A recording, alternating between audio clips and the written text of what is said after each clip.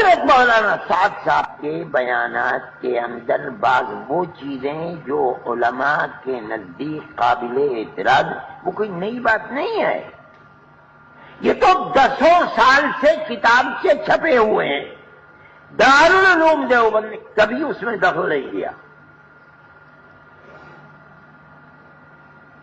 آج کا مسئلہ یہ ہے کہ اختلاف ہوا، ہندوستان اور پاکستان میں اختلاف ہوا، دارالعلوم دیوبند کے 10 تو بازو تو مدارس اسلامیہ ہیں جن کو علماء دیوبند نے قائم کیا، وہی ترجمان ہیں دارالعلوم کے، وہی اکابر دیوبند کے مسلک کے امین اور محافظ ہیں اور ساری دنیا میں کام کر رہے ہیں۔ اب وہی 2 طبقوں میں بٹ گئے، وہ دارالعلوم کے پاس خود بھیجتے ہیں کہ دارالعلوم کیوں خاموش ہے، لکھو۔ آج تک ہم خاموش تھے کہ تبلیغی مرکز کے اندر ہو رہا ہے، کیا ہو رہا ہے ہم سے کوئی سروکار نہیں، دارالعلوم اس سے الگ ہے۔ اب جب دارالعلوم کے ہاتھ پیر ہی دارالعلوم کو لکھ رہے ہیں، بات کر رہے بھائی کیوں خاموش ہو؟ امت کے سامنے صحیح چیز کو پیش کرو تو دارالعلوم مجبور ہوا۔ محتم صاحب سے پوچھئے، اس کے سوا کوئی اور چیز نہیں ہے۔ مدارس اسلامیہ کے لوگوں نے مخاطب کیا، دارالعلوم نے ایک فتویٰ دے دیا، آپ اسے فتویٰ کہیں یا تحقیق حال کہیے، دنیا فتویٰ کرتی ہے، میں نہیں سمجھتا ہوں تو فتویٰ۔ ارے بھائی ایک چیز آئی کہ یہ کہا جا رہا ہے نبی کے بارے میں، علماء دیوبند اس سلسلے میں کیا کہتے ہیں؟ علماء دیوبند نے بیٹھ کر دارالعلوم دیوبند کے اساتذہ نے غور کیا اور غور کرنے کے بعد اپنی ایک رائے قائم کی، اور وہ رائے قائم کی تاکہ دامن نبوت داغدار نہ ہو سکے، اس کے سوا کچھ نہیں ہے۔ اور ہم سمجھتے ہیں کہ یہ ایمان ہے اور فرض ہے دارالعلوم۔ اگر دارالعلوم نہیں کرے گا تو اس کا مطلب ہے کہ دارالعلوم غلط راستے پر ہے، یا کوئی اختلاف نہیں ہے، ہم نے کوئی کیچڑ نہیں اچھالا، نہ اچھالیں گے۔ لوگ ایک دوسرے کی طرف سے ہمارے خلاف لکھ بھی رہے ہیں، لوگ آ کر کے میرے پاس تو میرے ٹیلی فون کے اندر تو یہ کیا وائی فائی ہوا کیا ہوا ہے میں تو جانتا نہیں، جن کے پاس ہے وہ سنتے ہیں، ان کو آ کے مجھ سے کہتے ہیں کہ یہ ہے، یہ مجھے بخدا کہتا ہوں کوئی دلچسپی بھی نہیں، یہ کام ہی نہیں ہمارا۔ بھائی کوئی گالی دیتا ہے گالی دے، سوالی دیتا ہے سوالی دے۔ ہم نے ایک چیز کیا دارالعلوم دیوبند کے مفاد میں مجبور ہو کر کے کیا ہے۔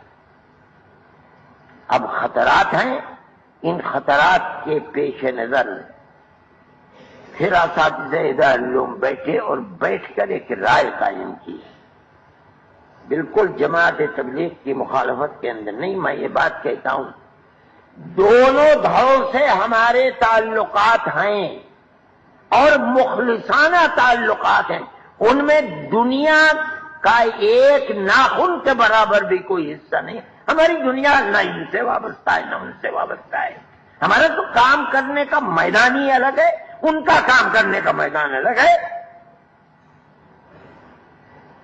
ہمارا ان سے کوئی اختلاف نہیں، میں بار بار کہتا ہوں، میری یہ آواز میں جانتا ہوں کہ ساری دنیا میں جا رہی ہے، دارالعلوم دیوبند کا کوئی اختلاف نہیں ہے، دیوبندی جماعت ہے۔ ہمیں اگر اختلاف ہے ان کے اختلاف سے اختلاف ہے، اور اگر ہمیں کوئی موقع ملا تو ہم پھر اس کی کوشش کریں گے، اور ہم پہلے بھی کوشش کر چکے ہیں۔ میں بیٹھا ان کے ساتھ تقریباً آدھا گھنٹہ بیٹھا، ایسے بیٹھے ہوئے تھے ان کے خسر مولانا سلمان صاحب، ایسے بیٹھے ہوئے تھے مولانا سعد صاحب، ادھر بیٹھے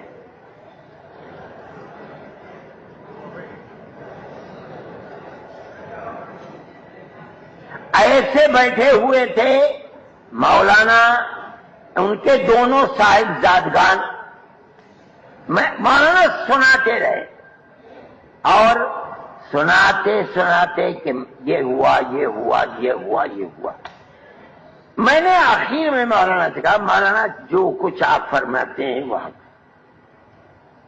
مجھے یہ بتائیے کہ یہ لوگ جو آپ کے جد امجد کے زمانے سے ساری زندگی جماعت تبلیغ کو دیے ہوئے ہیں، ان کا اوڑھنا بچھونا جماعت تبلیغ ہے، یہ بتائیے آج یہ اس مرکز کو چھوڑ کر چلے کیوں گئے؟ اس کا کیا جواب ہے آپ کا؟ مولانا خاموش ہو گئے۔ مولانا سلمان صاحب فرمانے لگے ہمارے پاس کوئی جواب نہیں۔ میں نے کہا مولانا تو میں آپ سے یہ گزارش کرتا ہوں، آپ جہاں ہیں اس سے ایک زینہ نیچے اتر جائیے۔ آپ کی امارت اور سیادت پر کوئی حرف نہیں آ سکتا۔ آپ کی سیادت اور امارت کو کون چھین لے گا؟ آپ کے پردادا کی بنائی ہوئی جماعت ہے، آپ کے دادا نے ساری زندگی اس جماعت کے لیے لگا، آخری لمحے تک۔ آپ کے والد کی عمر نے وفا نہیں کی، اس کے بعد سے آپ بیٹھے ہوئے ہیں۔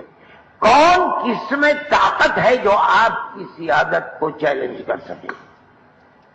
لیکن جماعت آپ کی ہے، آپ کے آباء و اجداد کی بنائی ہوئی ہے، اس جماعت کو خلفشات سے بچائیے۔ مجھ سے وعدہ کیا کہ ہاں میں کروں گا، بات چیت ہوئی، ختم ہو گئی، لیکن نہیں ہوا۔ کیا حالات ہیں کیسے ہیں میں نہیں جانتا ہوں۔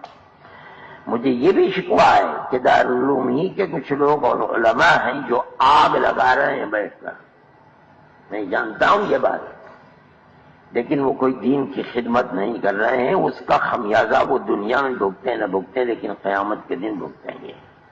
آگ لگا رہے ہیں اور خود بیٹھ کر کے روٹی سیک رہے ہیں توے کے اوپر، ایسا نہیں ہونا چاہیے۔ بہرحال یہ صورتحال ہے جو میں آپ کے سامنے پہ، اس کا خطرہ ہے کہ اگر خدا نخواستہ کوئی بد نظمی دارالعلوم دیوبند کے اندر ہوئی، اور جس کے ہونے کی دیکھیے طالب علم تو جماعت کے جو وابستہ لوگ ہیں، چاہے عام آدمی ہو، چاہے طالب علم ہو، چاہے علماء ہو، یہ دیکھا جاتا ہے کہ ان کے اندر بڑا تشدد اور سختی ہوتی ہے۔ اب اگر خدا نخواستہ اس ضمن کے اندر کوئی بات ہو گئی تو پھر اب پرست طاقتوں کو پروپیگنڈا کرنے میں اور قدم بڑھانے میں 5 منٹ نہیں لگیں گے۔ اس سے پہلے بھی ایسی کوششیں ہوتی رہیں، لیکن اللہ نے صحیح رائے قائم کرنے کی توفیق دی ارباب مدرسہ کو، اور مدرسہ اس سے محفوظ رہ گیا۔ یہ قرب قیامت ہے، جو دن بھی گزر رہا ہے ایسی شخصیتیں جو فتنہ و فساد کے زمانے میں پہاڑ کی طرح سامنے آ کر کے اور دارالعلوم کی حفاظت کریں۔ ہماری بدقسمتی کی بات ہے کہ وہ لوگ اٹھ گئے، دنیا سے چلے گئے۔ آج تو حفاظت کے لیے یہ ضروری ہے کہ ایسے حالات سے دیوبند کو، دارالعلوم کو بچایا جائے۔